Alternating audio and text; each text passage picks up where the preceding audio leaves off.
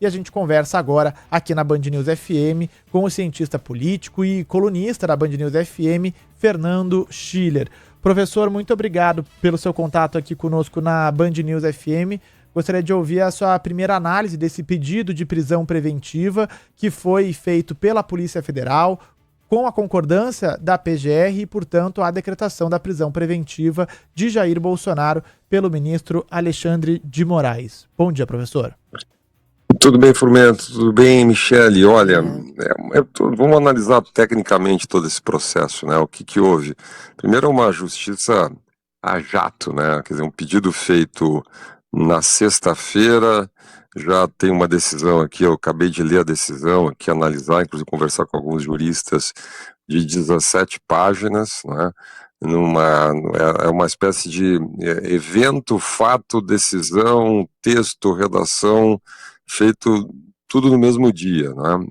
E a alegação principal, né, tem várias alegações, mas a principal é a convocação de uma vigília de orações, né? Então o senador Flávio Bolsonaro, vamos lembrar que o senador Flávio Bolsonaro não é indiciado, não é investigado, não é condenado a nenhum tipo de crime, ele é um senador da República, convoca uma vigília perto do condomínio, não é? Dentro do condomínio, é perto do condomínio, não é? E a partir dali você tem uma série de decisões que são e considerações que vêm na decisão do ministro, né? Primeiro, o ministro chama a vigília de ilegal, ilícita e criminosa, não é?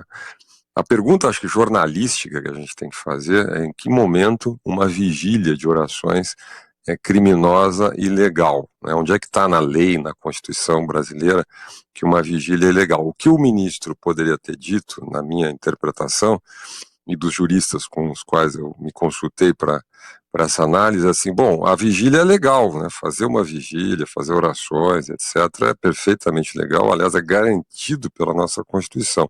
Direito à livre manifestação, direito à reunião, direito a culto, direito a criticar processos judiciais, criticar autoridades públicas, enfim, tudo faz parte da democracia, não é? Pode ter, se na interpretação da Polícia Federal e do ministro aquilo implica um risco, né, risco à segurança pública, ao processo, aos policiais, enfim, bom, aí tem uma justificativa, obviamente tem um grau de subjetividade grande, mas que é plausível, essa é plausível, mas o problema é que o texto, a justificativa da cautelar, dessa mudança, desse agravamento, na verdade, da medida cautelar, não fica nisso, né? Ele alega que isso faz parte da organização criminosa, então é o modus operandi da organização criminosa, então na verdade ele está envolvendo um senador da República, que é o Flávio Bolsonaro. Na prática ele está dizendo, como o senador que convocou a vigília, e a vigília é um modus operandi da organização criminosa, então na verdade ele está fazendo uma imputação ao senador Flávio Bolsonaro. O senador Flávio Bolsonaro, no mínimo, na melhor hipótese, ele é um instrumento da organização criminosa, né? Então a mim parece muito grave isso. Eu vou ler aqui só para acho que o nosso ouvinte tem a informação precisa disso, da decisão, diz o seguinte, ó, embora a convocação de manifestantes esteja disfarçada de vigília, então o ministro já está dizendo assim, isso é um disfarce, essa vigília é fake, né? Aqui de novo faço a pergunta jornalística, da onde que o ministro tira que a vigília é fake, né? Se um conjunto de brasileiros decide fazer uma vigília, vamos lembrar, na época da prisão do Lula, tinha uma vigília lá, a vigília funcionou mais de um ano, se gritavam bom dia, presidente, etc, tinha um acampamento e tal. Em nenhum momento aquilo foi proibido, né, aquilo foi permitido, e ninguém disse, não, essa vigília é fake, isso é fake. Bom, é evidente que é um apoio, são pessoas que têm uma crença religiosa e apoiam o ex-presidente e fazem a sua vigília. Por que ela está disfarçada de vigília, né? Em favor da saúde do réu Jair Bolsonaro? O réu tem um problema de saúde, você pode gostar do réu ou não gostar do réu, mas ele tem um gravíssimo problema de saúde. As pessoas que apoiam ele, basicamente, são pessoas religiosas, fazem a vigília, né? Então a primeira coisa que o ministro, na minha interpretação, deveria ter dito que a vigília é perfeitamente legal e constitucional, um direito das pessoas. Se ela implica em risco à segurança, bom, é um outro problema. Mas chamar a vigília de criminosa, né?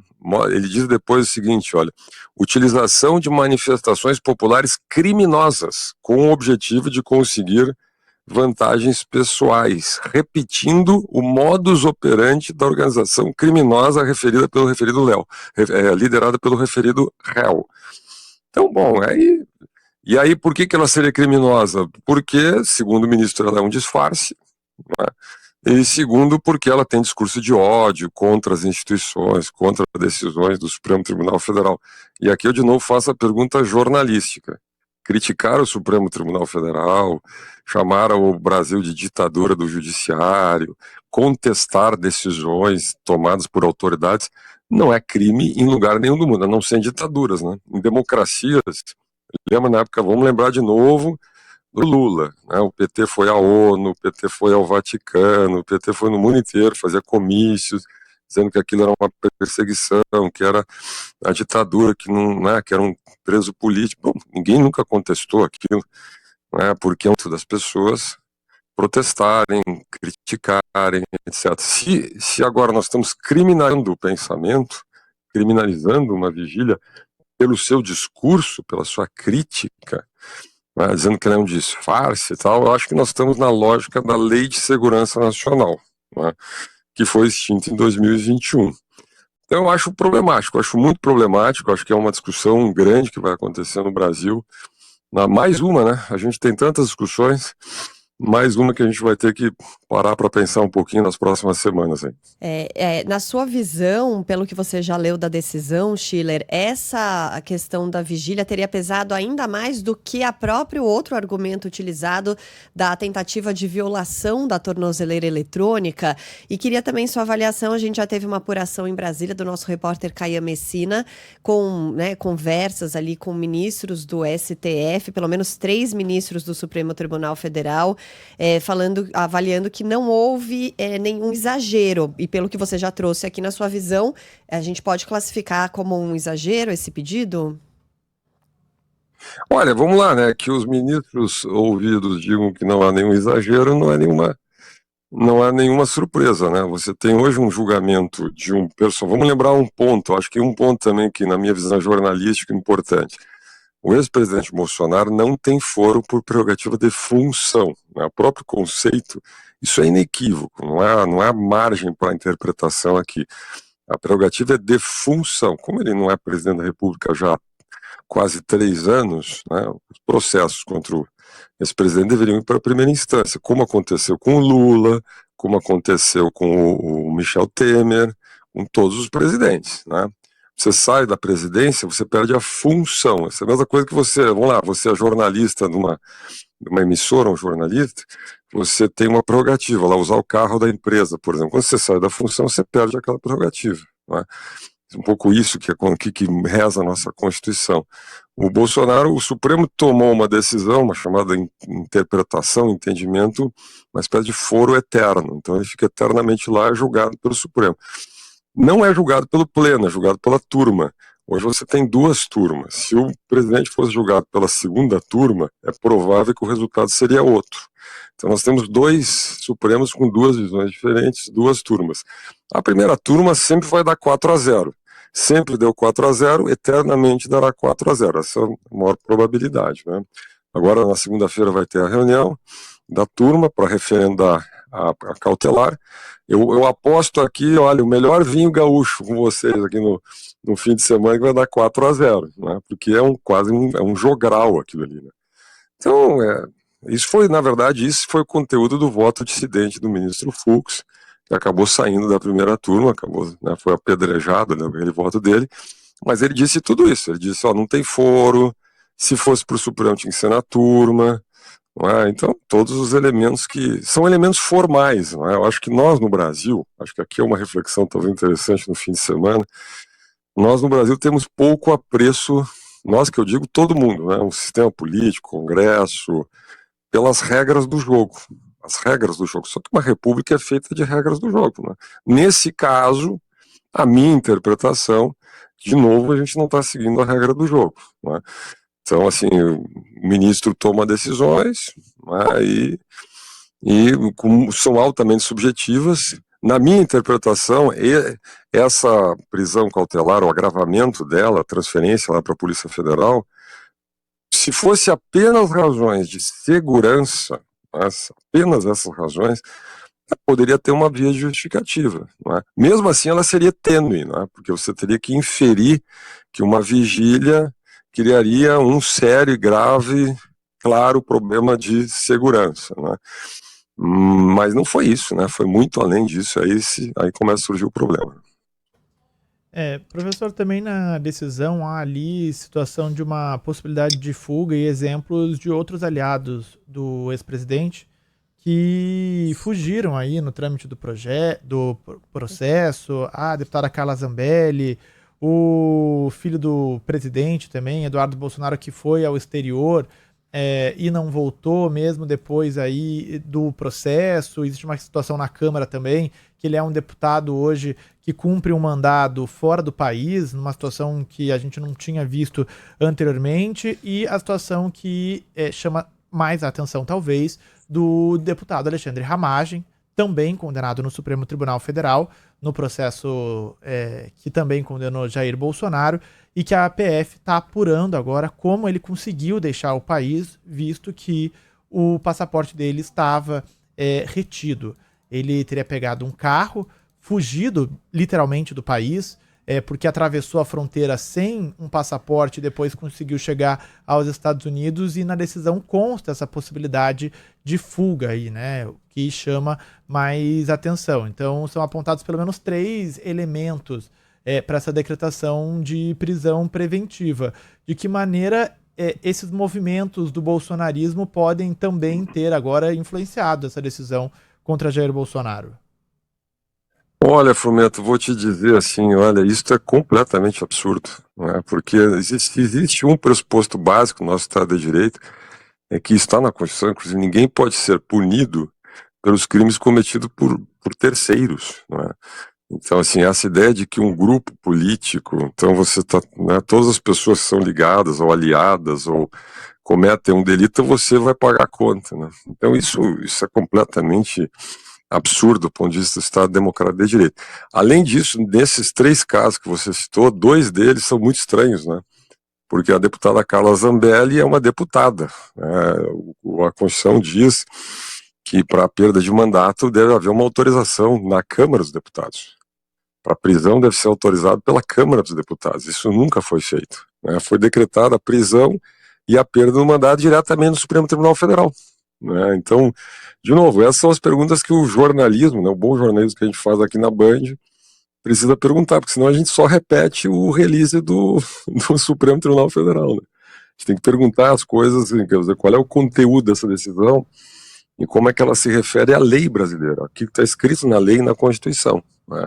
O deputado Eduardo Bolsonaro, e aí não entra a questão de gostar ou não do deputado, cada um pode ter a sua visão numa democracia, mas o deputado Eduardo Bolsonaro, ele foi aos Estados Unidos fazer o seu proselitismo e foi acusado primeiro de quebra da soberania, né, atos similares à guerra, invasão de país. Depois o sistema de justiça recuou dessa acusação e ele passou a ser acusado de obstrução do curso do processo, sendo que o que é altamente também discutível, né? Por que um deputado não pode ir ao exterior fazer o seu proselitismo? Porque acha que tem uma infração a direitos humanos cometidos no Brasil, não é? Isso foi feito largamente pela esquerda na época do julgamento do Lula, né? Então são questões assim, muito, muito delicadas realmente que estão em curso em todo esse processo.